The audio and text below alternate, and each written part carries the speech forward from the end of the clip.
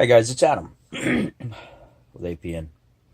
So I'm sitting here tonight reading all this stuff about Hurricane Florence coming in.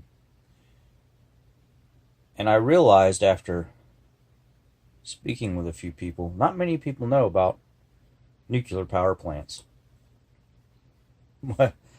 Everybody thinks, okay, a nuclear power plant has a problem, it melts down, it goes boom. No, that's not the case. So let me back up. Most of the nuclear power plants are on the East Coast close to water. We have quite a few right now in the path of Hurricane Florence. And I'm not saying anything's going to happen. But, so, what's the most vulnerable point of a nuclear power plant?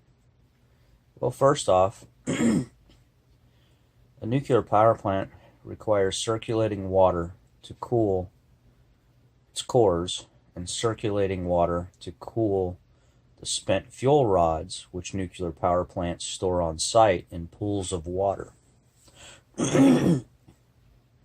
Most people don't realize that these cooling pumps are not powered by the nuclear power plant. They're powered by electricity that comes in from off-site. Why? I don't know. Maybe in case the nuclear power plant goes down, they know they have off-site electricity to run the pumps. So their backup, if that off-site electricity happens to stop, is diesel generators. Fine. They test them. But diesel generators require diesel fuel. So, let's see what happens. This is what happened to Fukushima. Of course, a tsunami hit it, so that's a big issue. Not worried about tsunamis. Essentially what happened was the generators were knocked out. The power coming to the plant from another source was knocked out, and the spent fuel rods, in other words, these are the ones they pull out the actual reactor and they put in these cooling pools, weren't getting cooled properly because the water wasn't circulating. Well, what happens is the water heats up, the water boils off, the rods become exposed to air, heat up even more, and hydrogen explosions happen, sending radioactive material into the air and surrounding areas. And it just continues. It's a continuous cycle. So, what happens if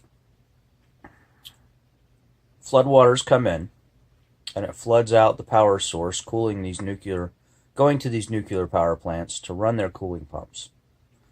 Okay, power goes out, standby generators kick in.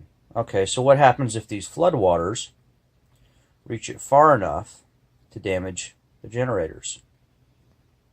Generators don't kick in, water doesn't circulate, water evaporates from boiling of the water by the spent fuel rods or the reactor core.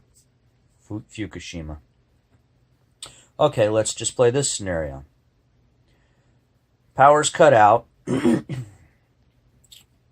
from the source of another location, and the diesel generators are running and they're running just fine.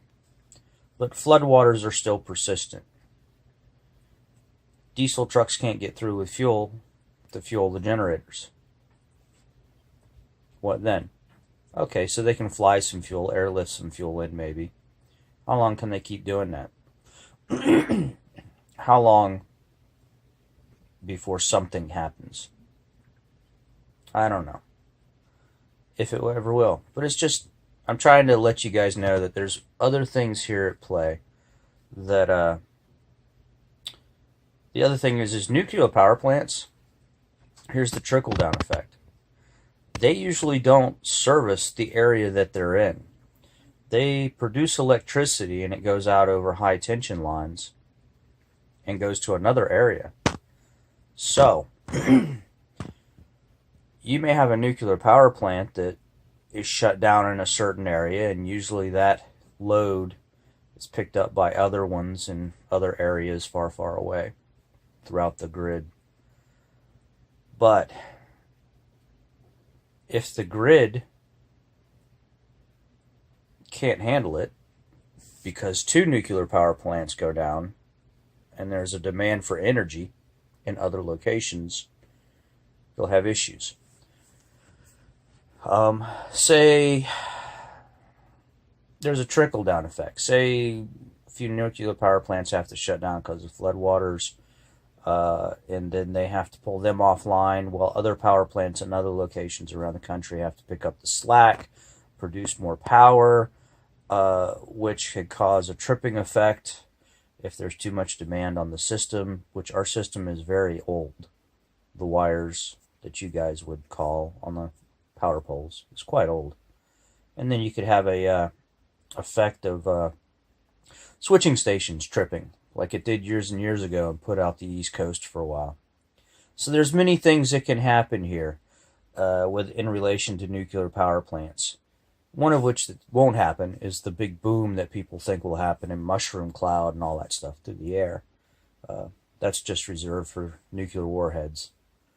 Power plants usually melt down and spew radioactive material, which isn't much better because once it's spewed out into the air, it falls down on stuff, and that stuff is ruined for our lifetime, basically an eternity.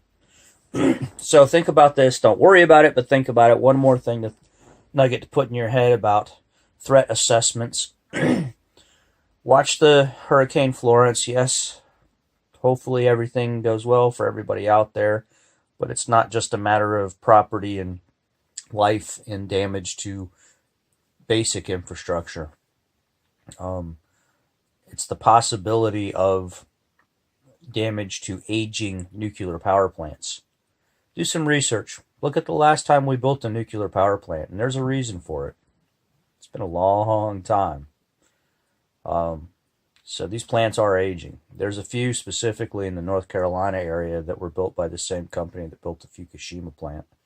So, but kind of in summary, just think about it. Something I know about. I don't know why, but I do. And nuclear power plants are not that hard to take down like most people think. First way is to interrupt the electricity going into them, force the backup generators to come on, and then second way is backup generators get taken out of the system. There's nothing to cool those fuel rods or the core. After that, it's just a matter of time. All right, I know it sounds depressing, but hey, I figured I'd throw it out there. People are talking about it. These nuclear power plants out there, and they have a misconception, so that's the deal. They're not going to go boom. Mushroom cloud ain't going to go up, but they sure as heck could pass on a bad breeze of nuclear fallout or a trickle effect on the power grid down the line. So those are things to think about. All right, with that depressing news, you guys have a wonderful night and evening, and we'll talk to you later. Bye.